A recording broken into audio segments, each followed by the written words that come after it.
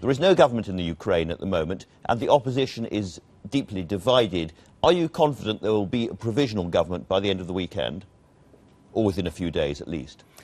Well, I hope, of course, that very quickly there will be. There is a moment of opportunity now for the Ukraine after those terrible scenes, the horrific bloodshed of a few days ago. There is an opportunity, but there are still many dangers, of course. As you were discussing earlier on your program, the political situation, even among the opposition, is very complex. It's clearly been a very divided country.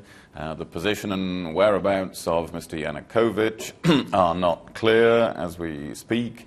So there are many dangers, but it's urgent that they get on to form that inclusive government, a government of national unity in effect.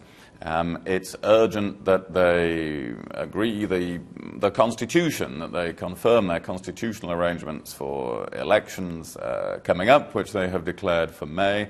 And it's really urgent that they and we get on with improving their economic situation. While all this has been happening, the Ukrainian economy is in a desperately difficult situation, and they need an economic program that the rest of us, through the International Monetary Fund and other institutions, can support so that they can stave off an even more serious economic situation. These things are all now very urgent, and we will be working with the Ukrainians and other European countries and the US and Russia on all of these things. Are we talking to the Russians? Because the Ukraine could split. We are talking to the Russians. This is a very important question. It's very important for us to continue to try to persuade Russia that this need not be a zero-sum game.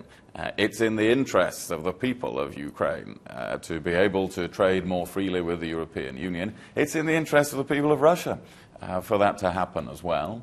The Prime Minister spoke to President Putin about this on Thursday. I will be talking to Foreign Minister Lavrov of Russia tomorrow. So we are in constant discussion with Russia, and it's very important we keep that up, particularly if there is an economic package. It will be important that Russia doesn't do anything to undermine that economic package and is working in cooperation and support of it. So a lot of work to do with Russia over the coming days. Given that a lot of people in the east of the country are pro-Russian and worried about what's happening in Kiev, do you think there is any prospect at all of the Russians sending the tanks in? Well, we don't know, of course, what Russia's next reaction will be. We do know that Russia, as well as the United States, said a few days ago that they would get behind the deal that had been made. That deal has now been overtaken by events. This is the importance of us continuing the dialogue with Russia. But it's not behind the deal that had been made. That deal has now been overtaken by events. This is the importance of us continuing for the internal situation to get even worse. And any external duress, sorry, just to finish this point, any external duress on Ukraine, any more than we've seen in recent weeks, would make any of those things more likely. So it's not in the interests of Russia. I'm slightly surprised, nonetheless, to hear you sound slightly equivocal. There could be a Russian intervention, you appear to be suggesting.